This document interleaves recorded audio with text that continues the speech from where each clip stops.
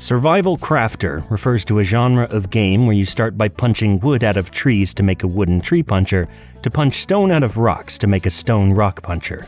By the end of the game, you're refining dark steel ore into electrum ingots by using condensed magicite, and then you use those ingots to craft the Sky Shatterer, Destroyer of God. As a pitch, I'm all about that. Does it usually make sense? From a logistical standpoint, no.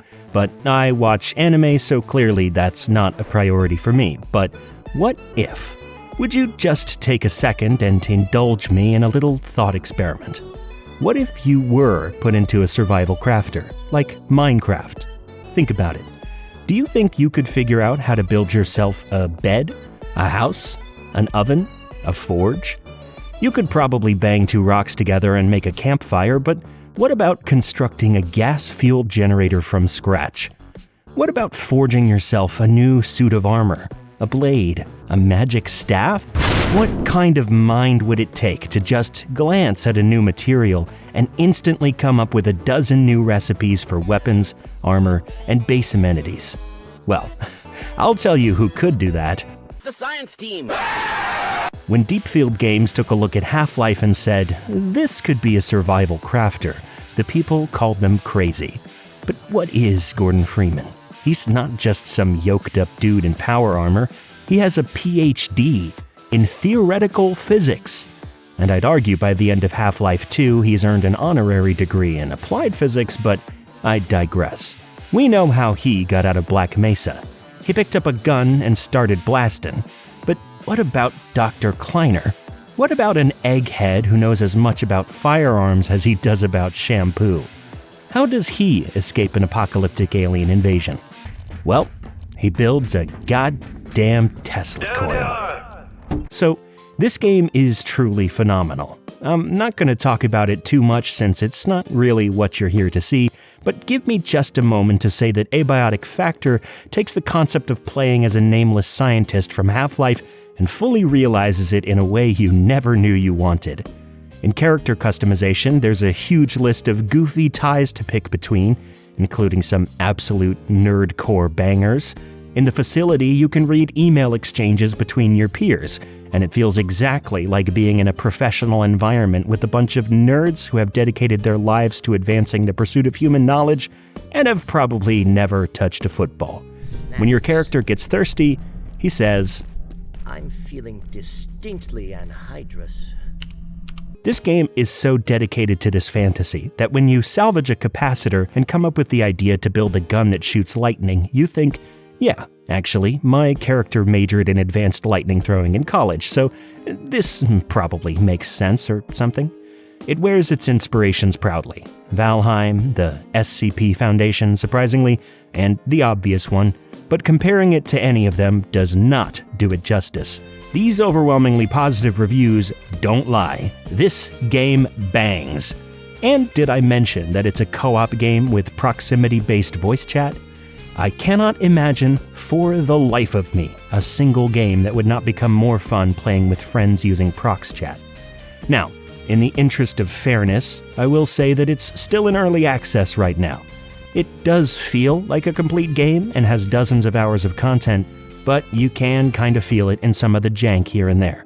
Though depending on how fast I manage to edit this video, there's a new huge update dropping with an entire new sector in just 7 days. So, on to the point of this video.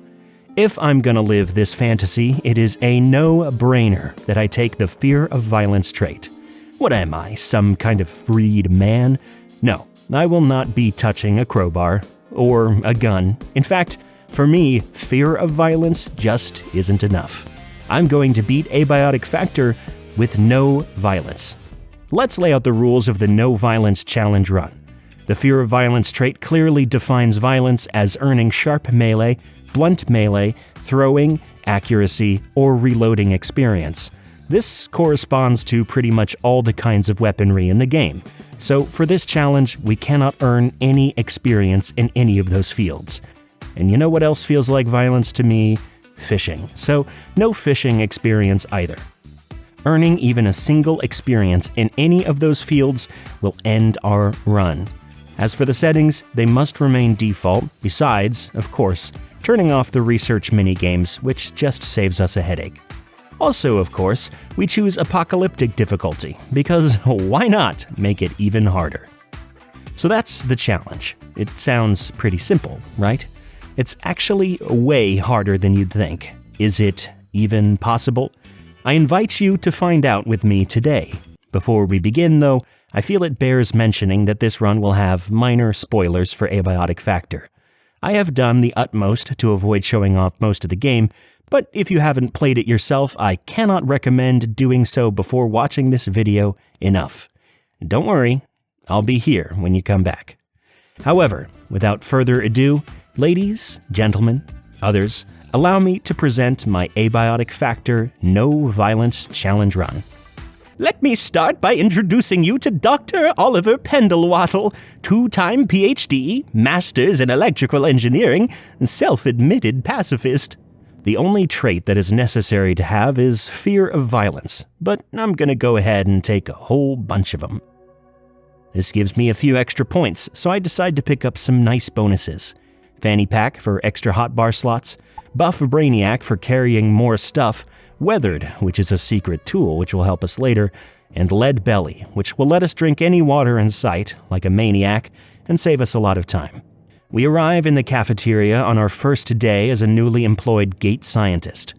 Unfortunately, there seems to be some trouble in the facility, and everything is locked down or destroyed. Yeah, that's probably fine. I'm gonna start by sneaking through this vent, picking up a screwdriver, which is the thinking man's primary weapon, and sneaking past this little carbuncle guy. Isn't he just awful? We pop out into the little office area where we encounter the first big stumbling block of the run. Yes, we are already up against a wall. You see, this starting area is actually one big dome that you can't leave until you've been taught the basics. The basics, of course, meaning learn to build an energy brick, a necessary part that requires all sorts of computery bits.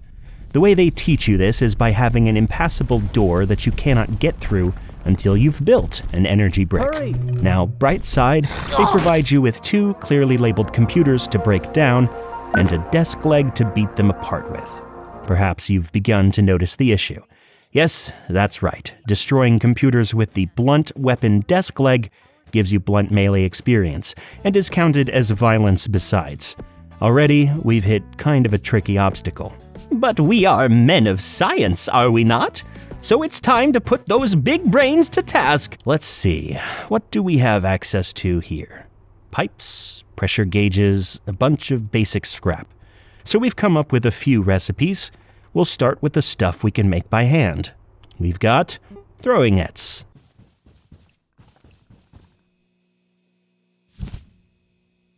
No damage. Boom bait. Well, it's very tricky to aim, but if we just use a screwdriver to package the table, line things up just so. Bam! We can indeed destroy the computers. Just one little issue. Of course, boom bait, even if it doesn't hit anything, gives you throwing experience just to throw. Same with pretty much anything throwable, even those throwing nets, which are supposed to be the non-violent scientist's solution to something like these pests, which are all over the starting area. So those are both out. But wait a minute. Pests? These little bastards fling themselves at you to deal damage. And when they hit a structure, even if they don't mean to, they deal damage to it. Only one thing to do. Here at the gate cap.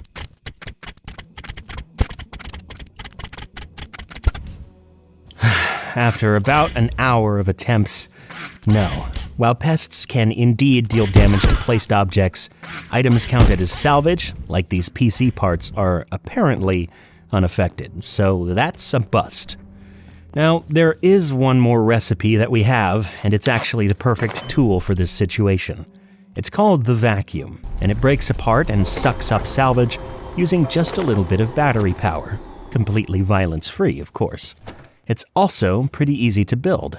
Just requires pipes and gauges, which we already have, and carbuncle meat. Well, Damn, right? That's what you might be thinking. But Carbuncle has the distinct pleasure of being the only creature in the game that can be both killed and harvested just by pressing the interact button.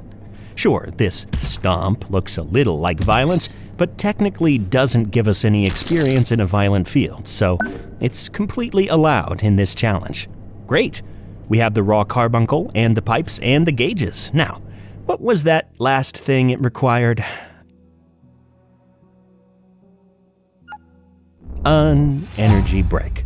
The thing we need to break the computers to get? Yeah, okay, that's a problem. And it's not the only one. You can only craft a vacuum at a powered crafting desk, and you'll never guess what you need to build one of those. Then, to add insult to injury, the vacuum will start with an empty battery, making it about as useful as an inflatable chicken until we can escape the tutorial zone and find a charging station. So, I mean, that's it. The vacuum is out, and we don't have anything else we can craft. The run can't possibly be over already, right? By God, not if I have anything to say about it! Dr. Pendelwaddle will never resort to violence! If science can help us, it's time to turn to the darker arts. Our first and last exploit of the run. To set it up, we need 2 office chairs, and there are 2 right here. First, I sit in them to claim them, which removes the chance to break them when I go to package them. And then I snap them up, all the while demonstrating my advanced rolling tech. Now, let me show you what we can do with them.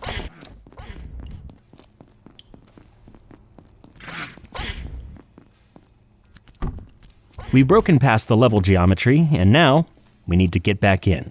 This is why I brought the second chair, because it turns out I can hop up on here and make it to the pool on the second floor, outside of the tutorial zone. Let's go!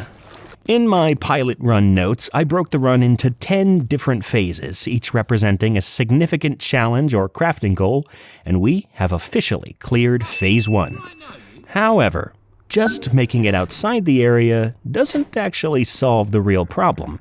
We still don't have a way to break computers and get their tasty energy brick parts, and we need those both for the crafting bench and the vacuum itself. However, now that we have access to the entire office sector, we should be able to find a way around that, and I have just the idea. It's time to head to the data farm. In a normal game, once you've made it through that door and established your first tiny base, this is one of the first places you'll be exploring for parts. And it really is quite dangerous because it is home to the first real threat of the game, the peccary. This thing is evil incarnate. It's super fast, does massive damage, often causes a devastating bleed debuff, is almost impossible to dodge, and worst of all, if it so much as smells your fear, hunting you will become its lifelong mission, to the point that it will pressure its children into taking up the mantle when it dies, even if they would much rather go into the arts. Of course, you know I'm just kidding. Its children would literally throw themselves off a cliff if it meant causing you a single point of damage, so it has no need to worry about its legacy. I digress. Even in a normal run, this thing is a major threat for the rest of this entire section of the game. It's certainly killable, as long as you're okay with limping away, bleeding, and half dead. In any case, you definitely need to bring tons of healing supplies and ammo. I have neither, but the peccary has something else I neglected to mention. Something I need. You see, it has a special attack, one that causes a very small explosion that can destroy objects. Before we get started, I'm going to hop over to a little sewer pipe which contains a bigger and better backpack, a few useful materials for later, and the thinking man's secondary weapon, the hammer. It will let us repair structures and break them apart throughout the game. You might be thinking that it looks remarkably blunt weapon shaped, and you'd be right about that. It is actually indeed a blunt weapon, and if I were to ever even accidentally hit something besides a repairable building with it, like a breakable object or an enemy, I would earn blunt melee experience and immediately invalidate the run, so I must use its power very sparingly. Now it's time to begin preparing for combat. As you can see, the data farm has a lot of computers, but they're all up on top of and surrounded by these desks and filing cabinets. We want to lure a peccary into charging at them and destroying them, which means getting those juicy computers onto the ground while cleaning up the sightlines. While we do, we need to be careful to leave ourself an out, since I have no way of defending myself currently. Angering a peccary right now would be a death sentence. I'd have to use these filing cabinets to... Oh, and I've angered a peccary. Well, good a time as any, I guess. This run is going to be full of unique mechanical challenges, but this part is close to the most difficult. The peccary's life-giving explosion has a cooldown. While it's off cooldown, it will chase you down, attacking with nigh undodgeable lunges. Then, as soon as it comes off of cooldown, if it has line of sight to you, it will immediately begin the special attack in your direction, stopping on the first thing it hits. That means it's extremely important to appear in its line of sight as soon as that line extends to a wall behind you, right next to a computer. This is no easy feat, especially if you miss the line or aggro too early, because then you have to dodge over the cabinets and stall until its ability is off cooldown again. And usually, attempting to save your own life will put you in the wrong position for lining up the next charge. What that means is, realistically, you need to be constantly lining yourself up as it's running at you, gambling with your own life that its cooldown will finish before it swings, decimating you and causing you to bleed, a damage over time debuff that does not go away until you bandage it, and all the while, you have to be both managing the environment to destroy furniture that's in the way and dodging pests, tricking them into martyrdom for the cause. And if that's not enough to think about for you, we can't just aim at the monitors. The actual computers themselves are what drop power supplies, which are what we need to achieve our crafting goals.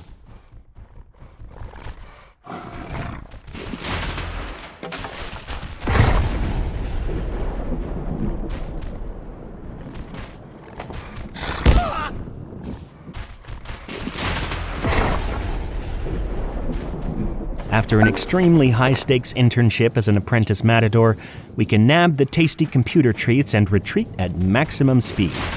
Unfortunately, after the disgrace I showed it, this peccary won't be satisfied until I'm ground into paste. But that's fine. When you die, everything you had gets dropped into a bag, and I respawn just at the start, so it's a minor setback. I'll just need to walk back over to the... oh god, it didn't go home? That's fine. Okay, it'll get tired eventually. Okay, I should be... oh, nope, not... okay. That's fine. I'll run back here and... alright, my bad. That one's on me. I should be fine if I shut this door. Yeah? Right? We cool? Okay. Alright, now I can sit down and... what the... ah! I'm so sorry! Please leave me alone! Oh god! Oh god, it's so hungry! Please, please, please! Okay, well, I can only think of one place it won't chase me to, so before this thing sentences me to 1,000,000 years of death, I have no choice but to make a break for it. Okay, now we can finally start reveling in our spoils. Whew. We create a crafting bench, place it down next to an outlet, and finally use it to escape from this man-made hell by building a vacuum. We're gonna go ahead and take that bench with us. For a base building game, we're gonna have to stay pretty mobile throughout.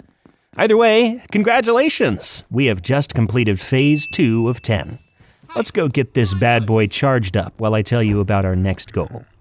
We want to get out of the offices as soon as possible, and to do that, we're going to need to craft ourselves a keypad hacker. This is pretty much the main way you progress through the game. To get to the end, we're eventually going to need to craft 5 levels of keypad hacker, each with a variety of difficult-to-acquire parts in each sector. Our next big hurdle is the first keypad hacker, as said difficult-to-acquire parts in this sector are 3 security bot CPUs. They come from these big gentlemen who hibernate during the day and come out at night to gobble up nasty children who are trying to earn overtime pay. These monsters make peccaries look like rats. They have a dash attack which can stun lock you and four-shot you. They're nearly impervious to bullets, arrows, and scrap shot, making them more or less walking tanks which can shrug off a platoon of armed soldiers, let alone a scrappy scientist with a thrown-together spear. In a normal run, these are essentially your first boss battles, which you need to come exceptionally prepared for. We are not equipped for this task right now, but that's okay. And that's what the vacuum is for. It's time to take this bad boy for a spin, and oh my god. Oh my god? Oh my god. Oh my god.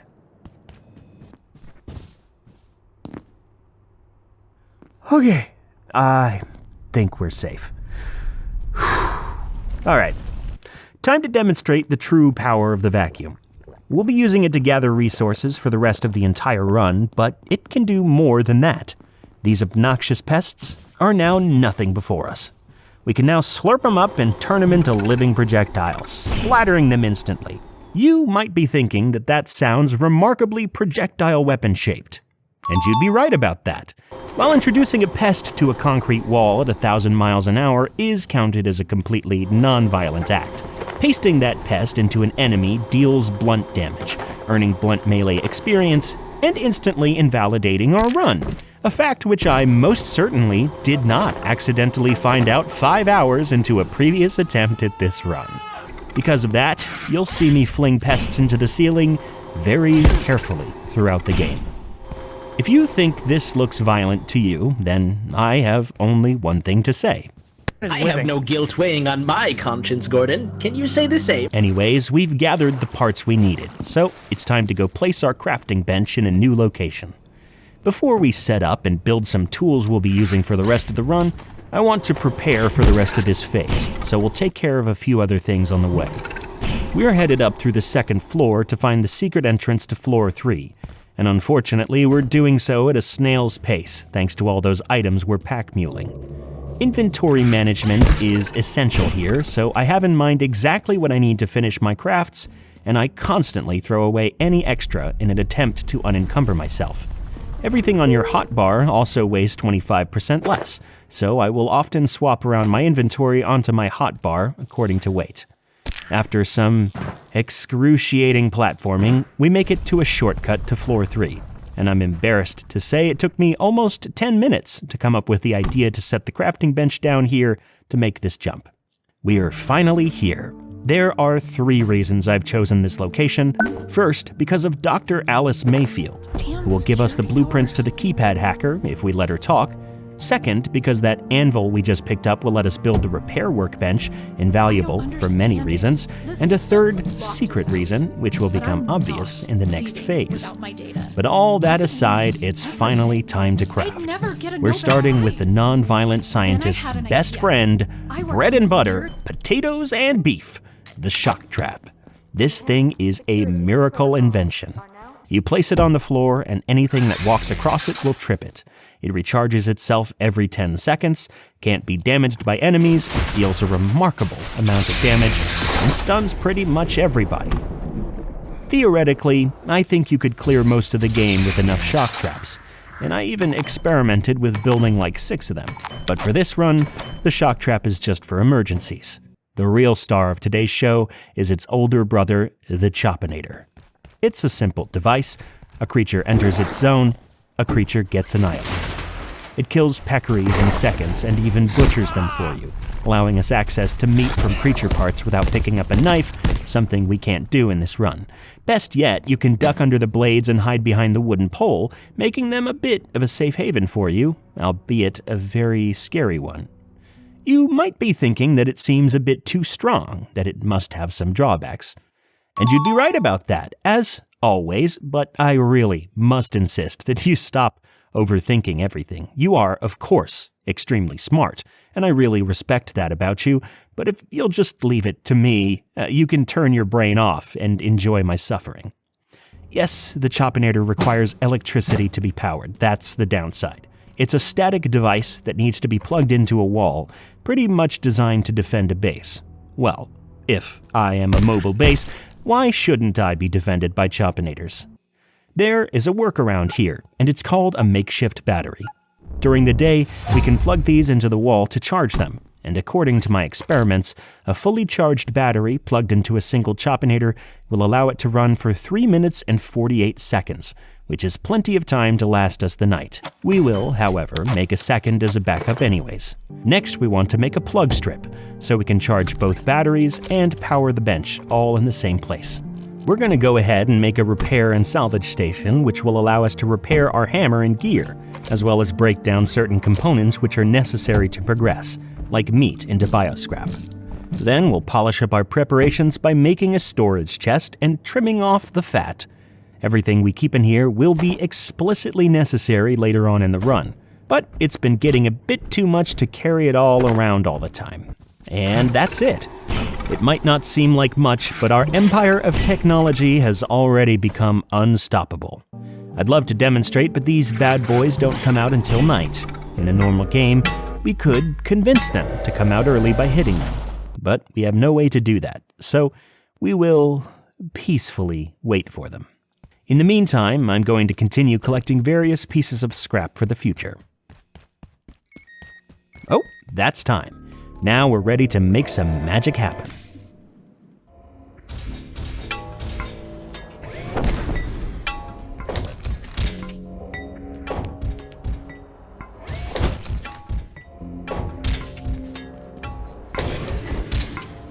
I promise these things are usually very scary, but our whirling contraption of death makes short work of it, and even cuts it into metal scrap for us. There are 4 security bots in the offices, and we need 3 to advance, so I'm going to go on a bit of a murder spree.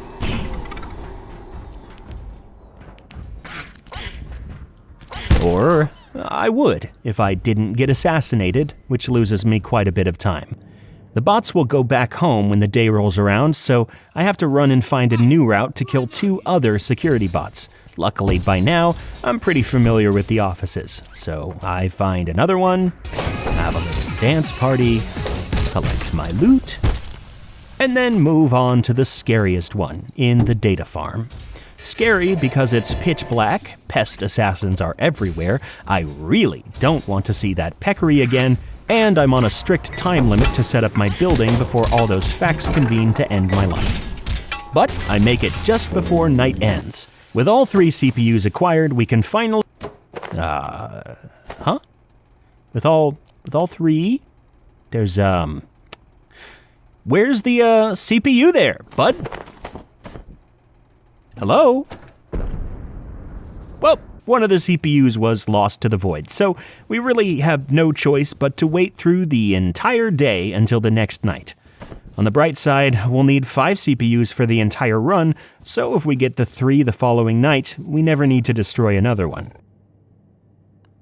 After mind-numbingly waiting through an entire morning, I decide to spend my free afternoon on vengeance.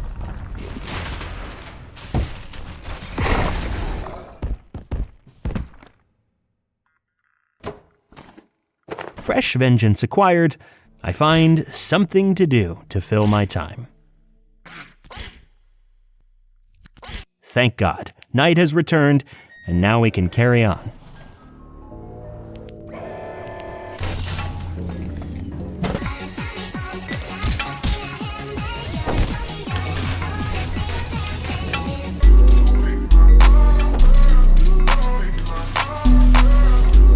With all 3 CPUs acquired, we can finally craft the level 1 keypad hacker and make it out of the office sector. We'll make our way back to the mobile base, do a bit of crafting and organization, and bask in the glow of having completed Phase 3. We're blasting through them with completely minimal setbacks. Now it's time to reveal the 3rd reason I placed the base here. Right next to us is a door we need to open that will lead us to Flat Hill, our next goal. Unfortunately, with that goal comes a new obstacle, a new enemy type which will spawn in the hallway on the other side of this door. However, by placing a powered crafting bench right nearby, the spawn will actually get blocked, so we're already... Oh. That's not... Okay. I guess the spawn didn't get blocked this time. That's fine. Well, Allow me to introduce you to my brand new nightmare. This is a Vortigaunt Exor. This is an Exor. Sorry. This son of a gun is the Peccary's older brother, and it has 2 skills that separate it from every single enemy we've bested so far. A ranged attack and a teleport. It will attack from range and then teleport behind you, or to an appropriate distance if it loses track of you. For as remarkably powerful as our Choppinator is, it can only effectively be used against enemies with no ranged options, and we also have no meaningful way to force it to move onto our terribly static traps. Worse yet, it is very much guarding the keypad I'll need to hack to make it through to Flat Hill, the last thing I need to do to leave the offices. Unfortunately, we simply don't have the appropriate tools to deal with this guy yet, but we don't have much time to come up with a solution. Manufacturing West, the next sector, is swarming with gun-laden psychopaths and Exors, so our little Choppinator isn't going to, well, cut it. But for now, head in the game. We're going to have to fight for our life somehow, because we need through there.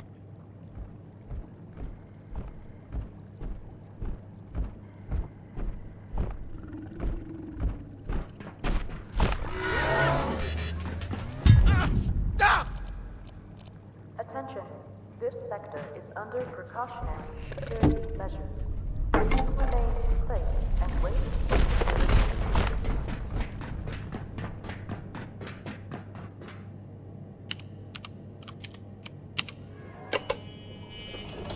Or the Exor will forget about us and let us pass by with no further ado, which was not on my bingo card for this run, but maybe it's some kind of apology for that peccary from earlier, to which I say, apology accepted. We activate this pad right here to open the portal and ignore the dying man pleading for us not to because no one tells Dr. Pendlewaddle what to do. We head on through to the portal, quickly equipping one of the most important objects in the run, a hazmat suit. This drastically reduces all incoming radiation and makes us immune to spores, both things that will come extremely in handy later on in the run and let us carry some otherwise rather dangerous stuff. Anyway, it's through to Flat Hill. If you didn't think Abiotic Factor was scary before, this is the zone that will do it for you. However, and for the same reason, doing Flat Hill in this challenge run is exactly the same as a normal run, and that reason is simple. Because my traps are about as effective as any other weapon against the monsters which call this place their home, which is to say, about as effective as a stiff breeze. Flat Hill also has a handful of power cells littered about, currently being used to power the portal suppression systems that stop these awful things from being loosed on the facility. Unfortunately for that facility, power cells are also vital to me, who needs them to enter Manufacturing West, not to mention, I too have become one of those awful things trapped in Flat Hill and really would like to take a portal home. With my advanced foresight and experience, I forego the usual dance of hiding and praying silently for the things to go away in favor of running and screaming for the things to go away, a strategy which works surprisingly well. I'll tell you though, the 10th time through does not make it any easier to, oh shit, oh fuck, oh fuck, oh fuck, no thank you, no thank you, no thank you, no thank you, no thank, and we did it. Now we opened a portal directly to the facility. What a completely positive turn of events. Yay! Anyway, it's time to begin the move to MF West, carrying everything we've ever made and gathered. This will be extremely slow, and we will be very vulnerable, so it would be the worst possible time to, oh, come on!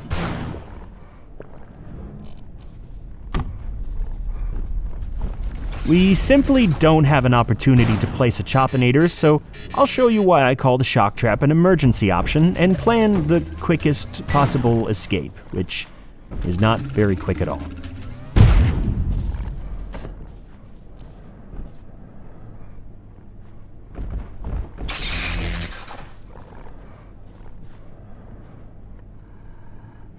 I have to go right away.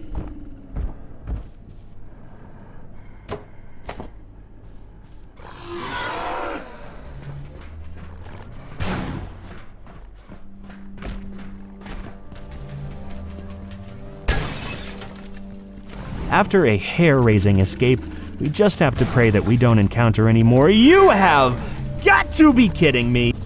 You know what? I'm just gonna hold my tongue until we make it to Manufacturing West.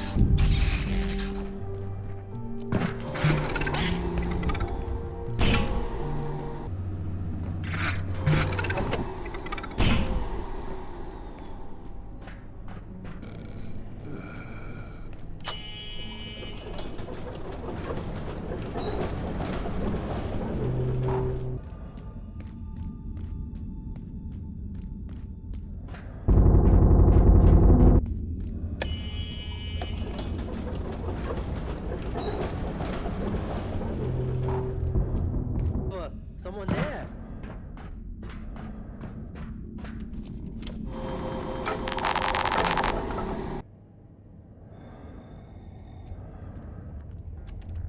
Hostile. Ah, shit.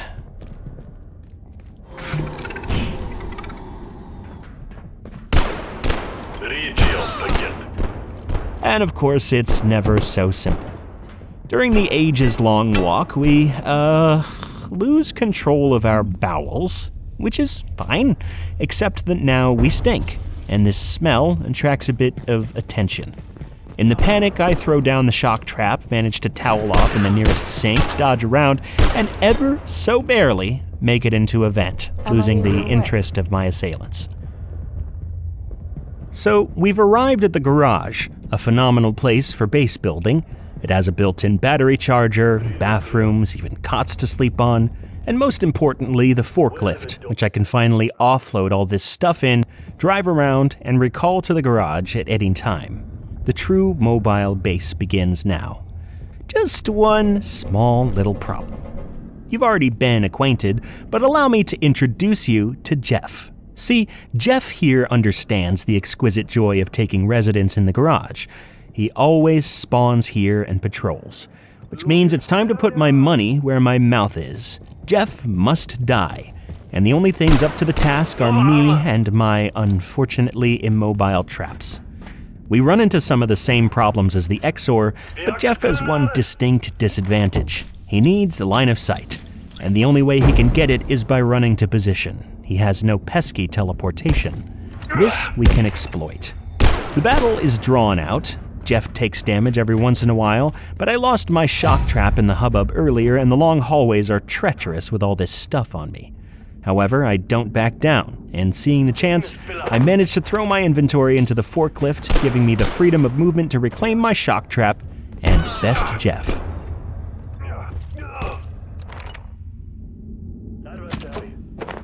And, no, Jeff's friend is here for revenge?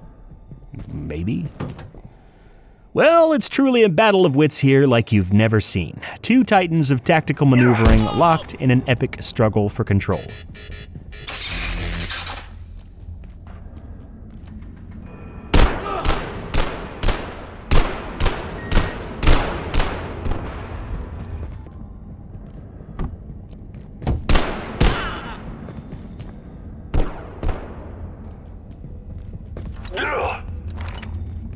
After winning a very close competition for the dumbest person in the room, Jeff's best friend catches a Choppinator clothesline and goes down, relinquishing the garage to me and finishing Phase 4. But we can't spend too long celebrating. This sector will be very punishing until we can figure out a better way to fight at distance.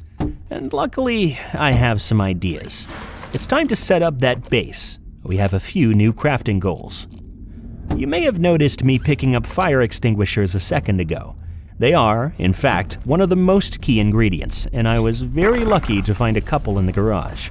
I'm actually almost ready to craft already, but I just need to pick up a few things and speak to the blacksmith. This fine gentleman will give me the Keypad Hacker Level 2 recipe. The two main things we'll need in this area are reinforced hose and military electronics. You get military electronics by, try not to be surprised challenge, killing the military. Reinforced hose requires steel cable and hose, both of which are much more difficult to acquire. But, parts in hand, it's finally time to acquire the single most useful building in the entire run, the crux of our strategy for the rest of the game, and just an absolute beast of a device.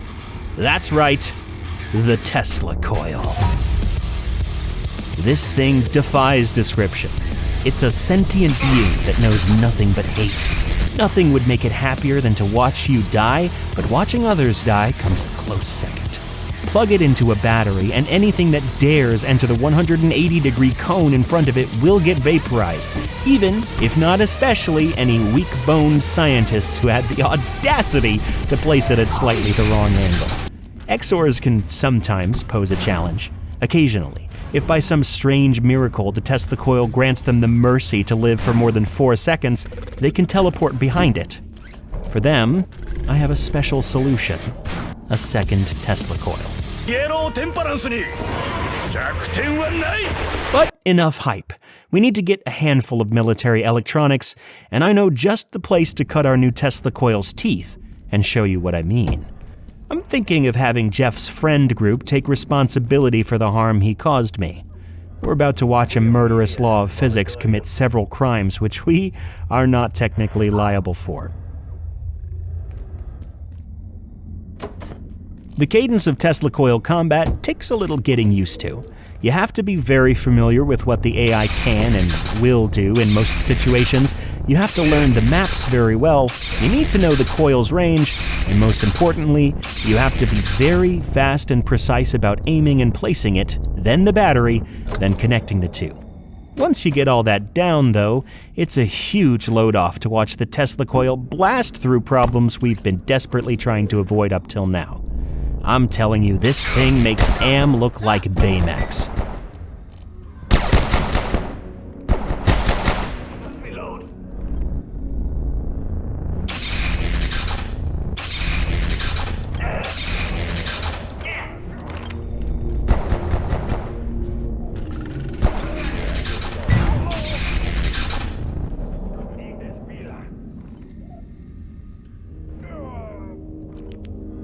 In the process, we also managed to pick up a military pack, which is even bigger than our security backpack. Before long, we have what we need to build the second keypad hacker. Much easier than the first one, right? That's actually not the main goal to getting through this sector, but now that we have it, we're definitely close. With the keypad hacker, we can sneak through to the mines, which is the main place we'll need to go to collect a bunch of the materials we'll actually need, like steel cable and chain.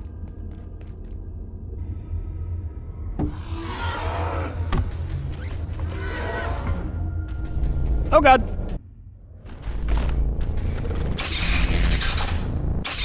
After some long-range Tesla combat, we grab a couple of these special weeds called antiverse wheat. We aim for about 24, as they'll be very valuable in the next sector. Then, we encounter our first Crystallisk. Invisible, ranged bastards with a ton of health. They don't have a teleport, but they are much smarter than Jeff and his friends, and far faster to boot. They also drop a little bit of crystal dust, which I am quite interested in.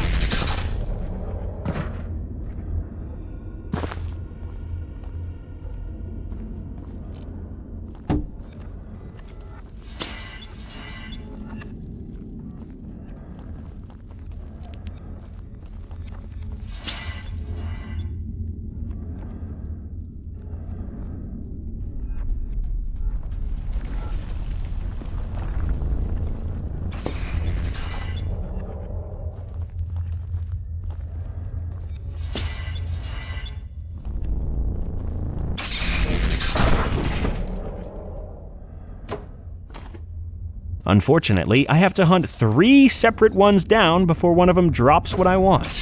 But the journey will be so worth it, as you'll see later.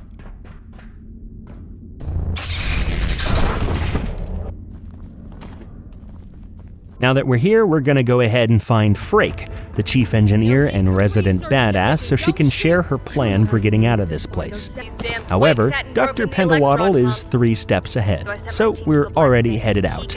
We're going to the synchrotron room to open up a drivable shortcut for later, then headed back to the blacksmith. In order to advance, we're going to have to activate and overload the synchrotron, a mysterious science device that will obliterate itself, and conveniently a wall which we can use to escape to the Cascade Labs, if only the pipes connected to it weren't non-functional. We're going to need to create 3 different specialty parts to repair each pipe, and most of the materials we'll need are behind this tram door here. On the way back to our garage base, we'll pass by the blacksmith and discuss pleasantries, by which I of course mean acquire the blueprints to make a key for that tram door we just discussed. And you'll never guess what's in our inventory right now. It's the parts for a tram door key. In addition to the tram door key, we also take a moment to collect a few more bits and bobs, take care of our needs, and craft 3 other important things. An air compressor, which we can trade to the blacksmith for something important, a portable stove, which we'll be using shortly, and last, but hardly least, a makeshift headlamp, freeing up a spot on our very busy hotbar. This crafting spree finishes Phase 5 and puts us very close to the end of MF West. So, it's time to pack everything up into the forklift and set out for victory.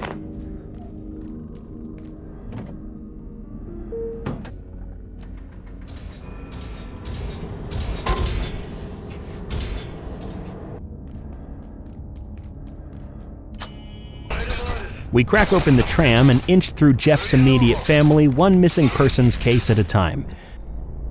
There's a portal in here leading to a train.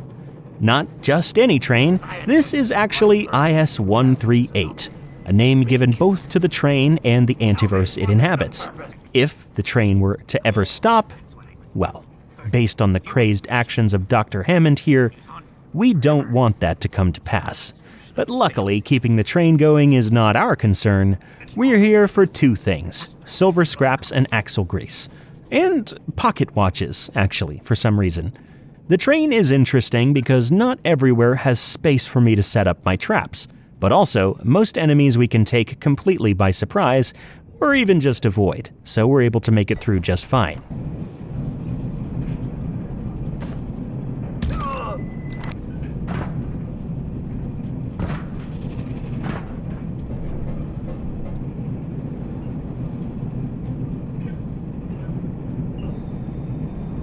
What's this? Where's this?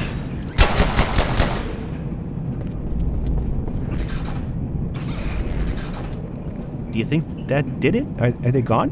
That did not do it! Oh! Shelter.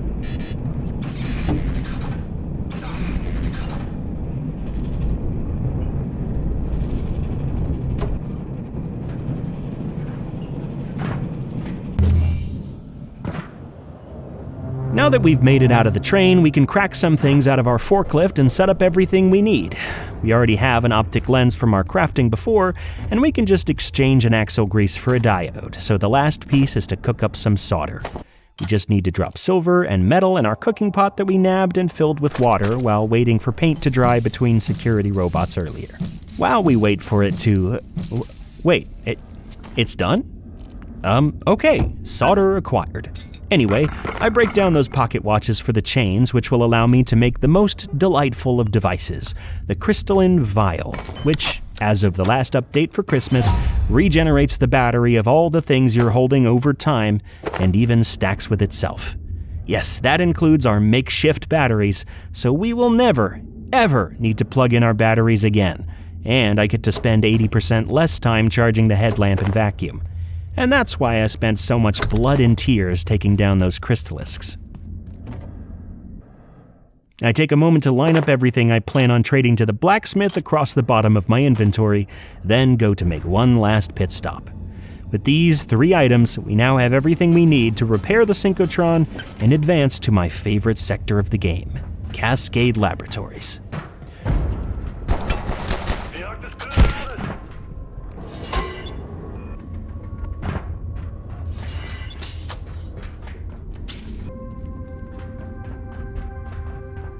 parts are placed and the synchrotron is ready.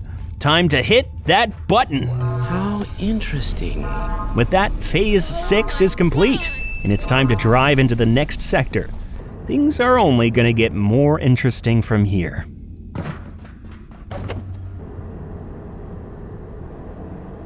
To get into the labs, we're going to have to pass by the containment system for ISO 91, which unfortunately also means observing the fact that containment system has failed. This massive device was designed to keep the monster at bay. We take a cursory glance at the X-ray tower so we can learn to build our own, but for now, we're just gonna have to— Oh, God. Oh, yeah, so this is ISO 91. And from now on, he's going to be, well, hunting us. It's a transcorporeal entity that can move through any and all material, and only ever appears on the visual spectrum to one person at a time, the person it has selected as their target. I will have to be on guard at all times, listening for its telltale, awful weeping and muttering, because until I build X-ray defenses, the only thing I can do is make it embarrassed by staring it directly in its big, luscious eyes and cause it to retreat for now. I love this chapter because it's when you get to take a step back and realize that Gate is actually pretty much just the SCP Foundation and has filled up countless cells with living, moving horror stories. There is, in fact, a section of the Abiotic Factor wiki which allows players to write and suggest immurement candidates that could become part of the game, so it's not just a coincidence. Let me lay down the goals for this sector, and unfortunately they are not simple. See this big door? We need to burn the gunk off of it. And to do that, well, we need to build a keypad hacker to enter the containment wing to find the secret entrance to Heimholtz, to use a scary antiverse as a portal to make it to the control center, to unlock a laser door so we can battle through the Jeff squad, to rewire the turret system, to find the Tarask, to kill the Tarask, to chop the Tarask, to unlock the microfields, to gather antiverse gel, to build antithermite, to burn the gunk. So that's a lot, but it's all gonna hinge primarily on a keypad hacker level 3. Which means getting a bunch of new parts, and the best way to do that is to head to the adjustment wing, where the actual Cascade labs are. But before we do, we're going to need to grab the blueprint, which means finding Abe and Janet over by the wildlife pens. Thanks, Abe. Thanks, Janet. Okay. Deep breaths. It's time for the adjustment wing. This place has most of the resources we'll need for quite some time, but it is also absolutely crawling with Jeff's extended family and some new alien variants who all share that one peccary's single-minded hatred of Dr. Oliver Pendelwaddle specifically. It's also a maze, which I am able to navigate only because I have perished countless times within its labyrinthine walls. And hours of my life lost from one misplaced pest missile. It's slow going, so slow that sometimes monsters will spawn behind us as we crawl through, but we can't afford to go too fast because each new combat situation requires a very specific solution. And here's an example of the kind of situation going too fast might result in. Protectio! Receptus! Hey guys!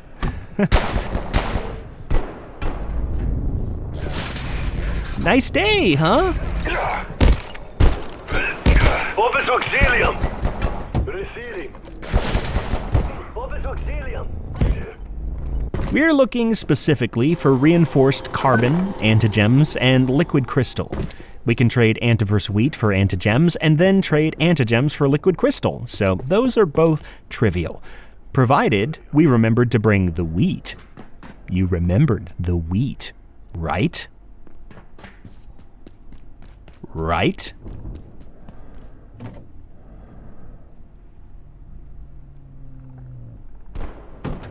Okay, let's try that again. You can also trade silver for reinforced carbon, but it's also all over the place, so we didn't actually wind up needing to trade any. This zone actually eventually gives us access to a new kind of base defense called a grinder turret, which is quite the breakthrough. Man finally invented a way to build a ranged trap that isn't soaked in 1,000 years of blood grudges, which is to say that it won't kill us, usually. Unlike our current solution, which, to be clear, would be more comfortable wearing our skin than fighting for us.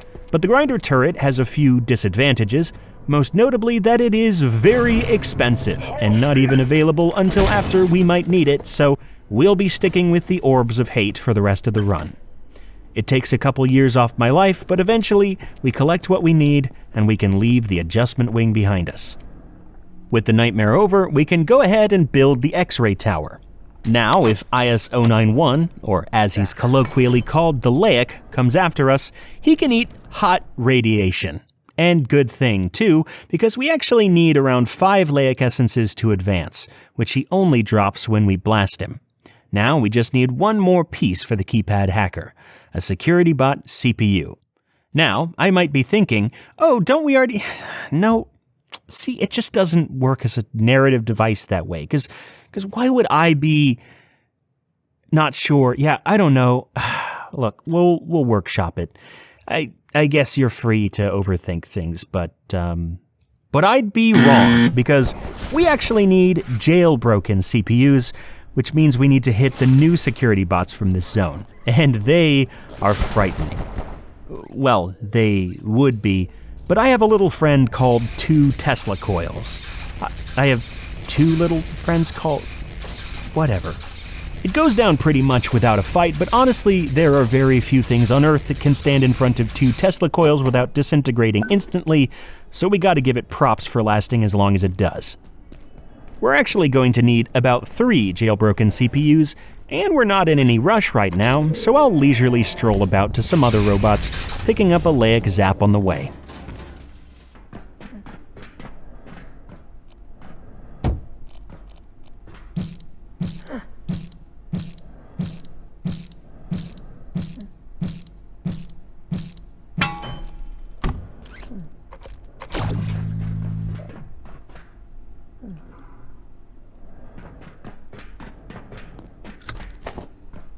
Once we've gotten our final robot kill, we're actually done with Phase 7, and the bulk of the necessary crafting for this sector.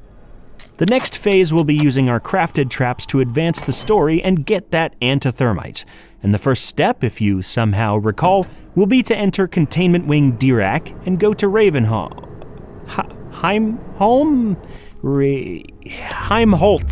Yeah, Heimholtz. Sorry, no clue where that came from. We're going to bust into the proper containment zone and gaze upon a hall full of containment cells we desperately hope aren't open. Oh, that's good. But on the bright side, we encounter the cube. All hail the cube. All praise the cube. While holding it in our hand, it reduces our gravity, letting us make some very nice jumps, such as this one, letting us head straight to Heimholtz. And unfortunately, in so doing, we unleash the zombies. Yes, Heimholtz is full of zombies. It apparently contained a parallel universe in which Gates' testing of a certain virus led to the end of the world, which is gnarly, but again, not our problem. Zombies are a bit annoying for me, but only just. My main tool to deal with them is an ancient technique passed down in my family line for generations. To run. Antiverse 42 is a big furniture store, which is very useful for base builders and not so interesting to us. It has 5 little control buttons hidden throughout. Once you hit all 5, you can leave via the main elevator, but each button you hit increases the rate at which zombies spawn. This we simply deal with by locating most of the buttons before hitting any of them, and then using our very powerfully muscled legs and blessed cube to hop and skip betwixt them.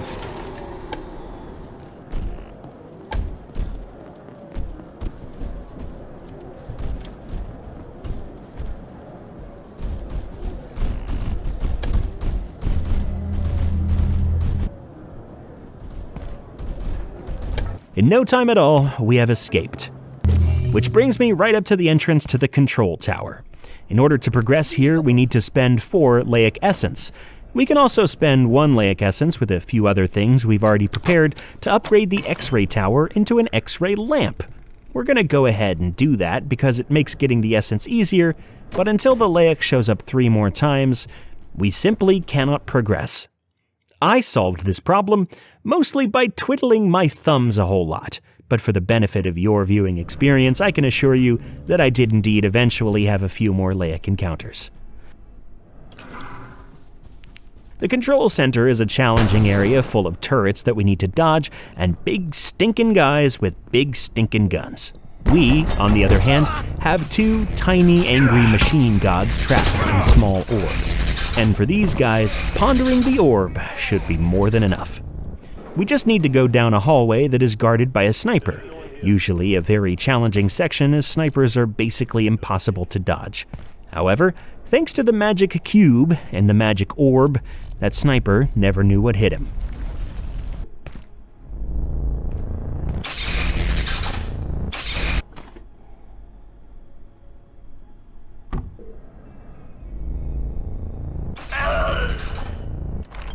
With them downed, we can rewire the control center, turning the turrets on all of those guys that we snuck past.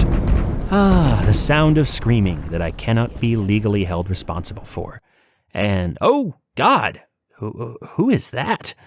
Oh, God, it's this thing. Ugh. It calls itself Dr. Khan, but you and I both know that it isn't. After all, Dr. Khan died 3 years ago. You see, what we've just done is not just rewire the turrets, but also unlock a good chunk of those containment cells I was just hoping would stay closed. What does that mean? Well, there's that thing that just spoke to us, which fills me with a dread so deep and ancient I can barely see fit to utter it in waking hours, but besides that, nothing to worry about. For now, I guess. Anyway, now that the turrets are rewired, it's time to head back and find that Tarrasque. This will be an interesting battle, but with my little turrets, it should just be... Huh. Huh?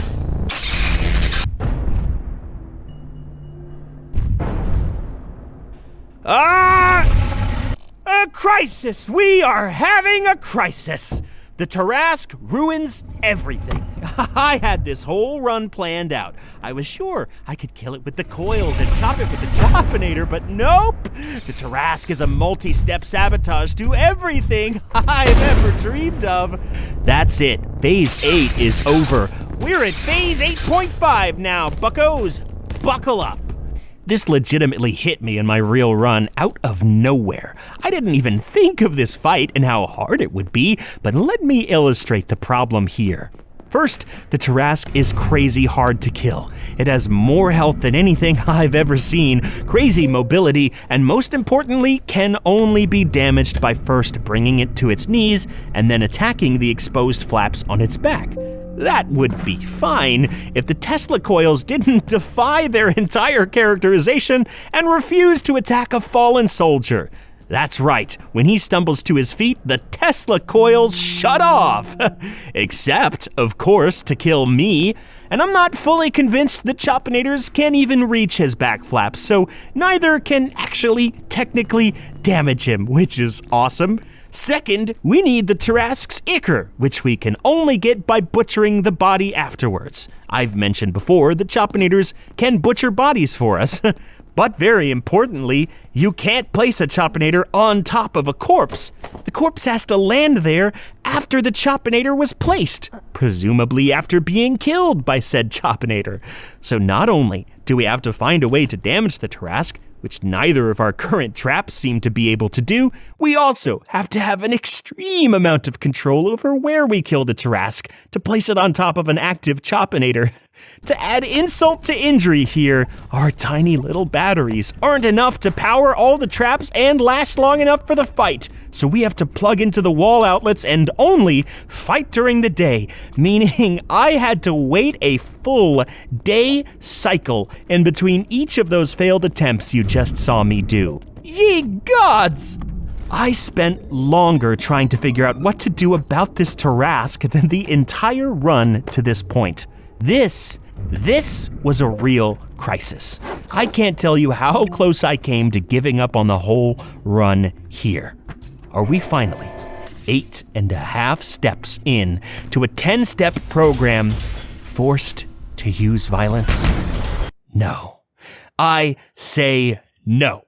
We will not go down like this. There's still a way that we can solve this within the rules of the challenge, and we can even do it without using a glitch or an exploit. The first strategy I'll introduce to you is to address the butchery problem. I call this strategy Strawberry Fields, or alternatively, what happens when a good man is pushed too far. If I need to control where he's killed, then all I need to do is expand the valid area. This took an insane amount of farming, including an insane amount of cursing all those resources I threw away earlier. This whole assembly is rigged to a lever hooked up to the wall, so I can activate and deactivate it at will. Well, this helps. I'm pretty sure the Choppinators can't actually damage the Tarrasque when it falls, so there's one more piece to the puzzle. There's a resource called capacitors, which exclusively drop from these science-enhanced tests I have only glancingly referred to up to this point. To get these capacitors, you need to butcher a tech pest and prey, which requires a Choppinator, a lot of luck, and a lot of patience. And I needed 4 of them. But these capacitors allowed me to build a new device. Allow me to present the Taser? My new non-violent device.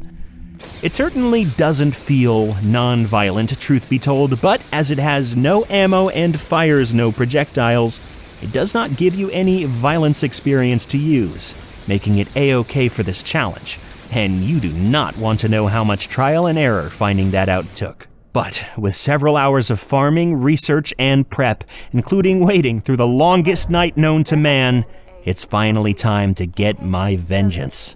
Please make your way to defense sector by any means available. Have an efficient and effective day.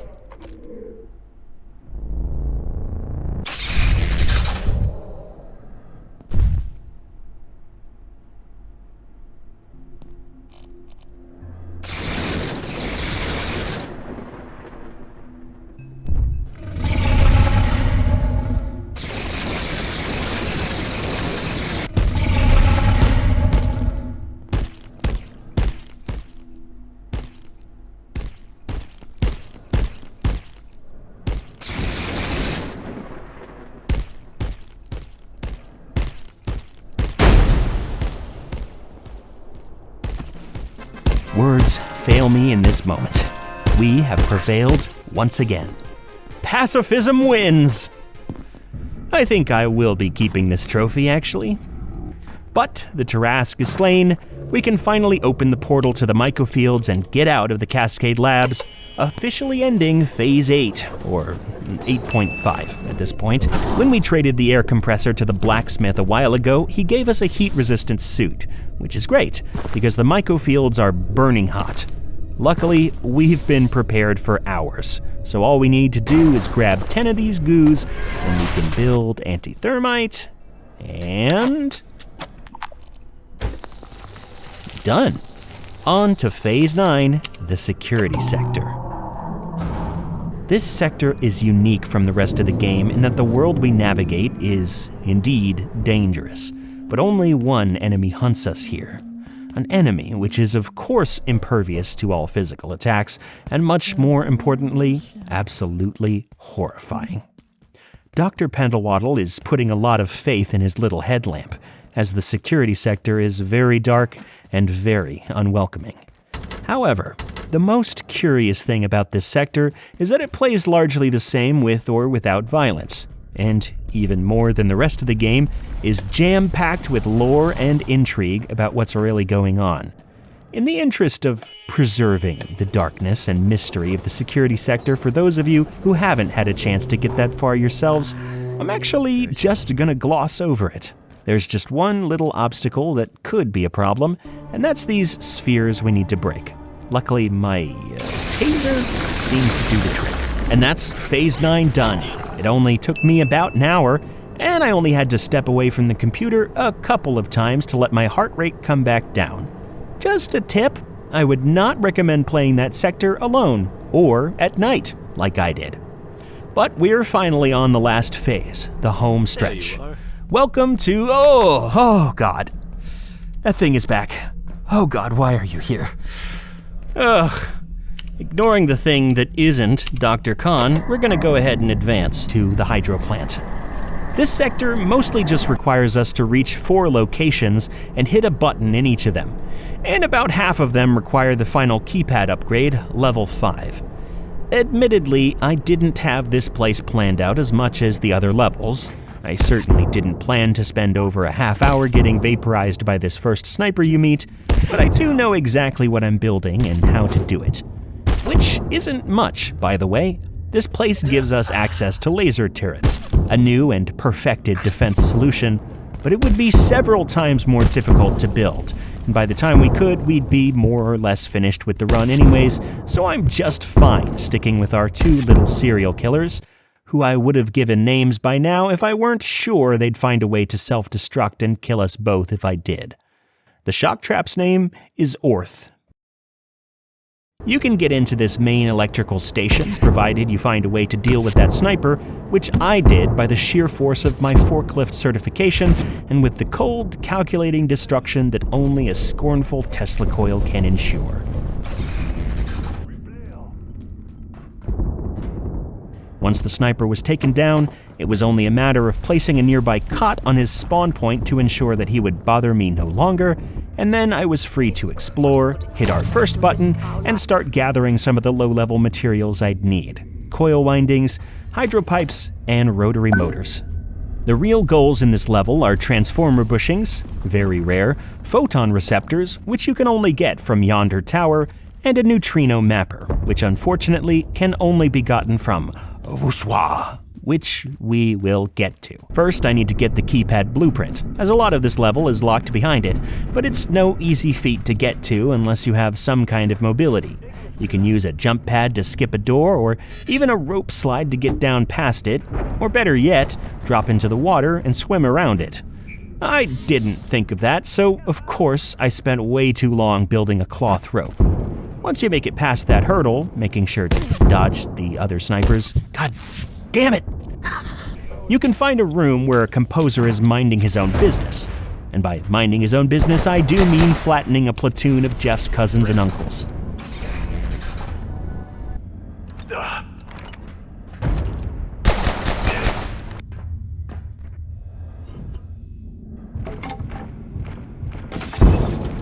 A quick trip around the room brings me to my prize and frees me to head off.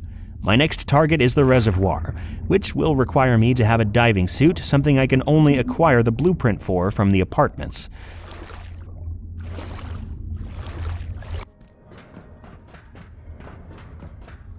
The apartments also, luckily, contain just about all the transformer bushings I need, meaning I only need the neutrino mapper and the photon receptors, both accessible in the reservoir.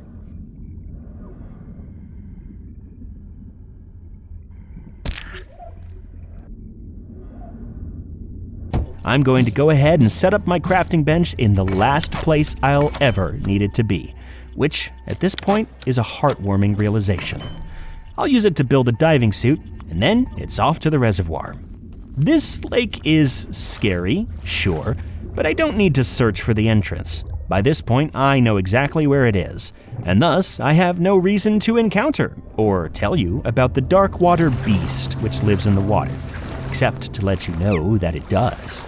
And I thank my lucky stars our several trips into the water were never punished.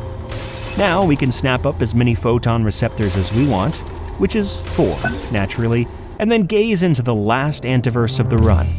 Voussoir is crawling with soldiers, and it's as freezing cold as the mycofields were hot.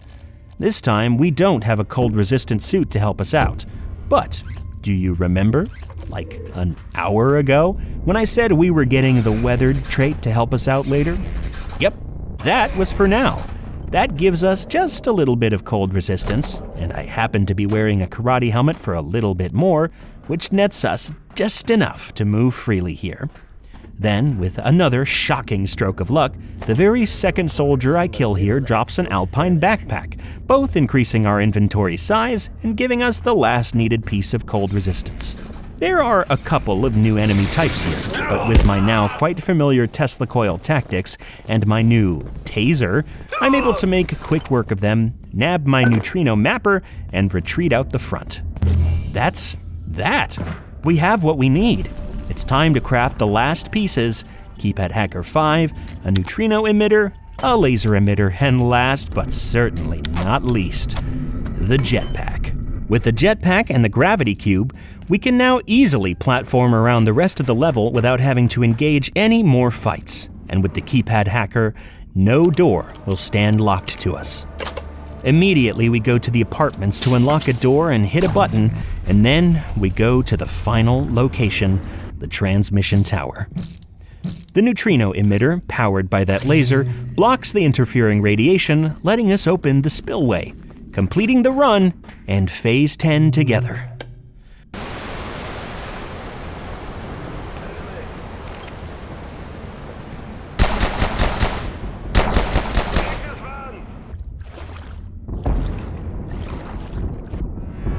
Just for fun, I head on through the spillway to the as-of-yet unreleased reactor sector.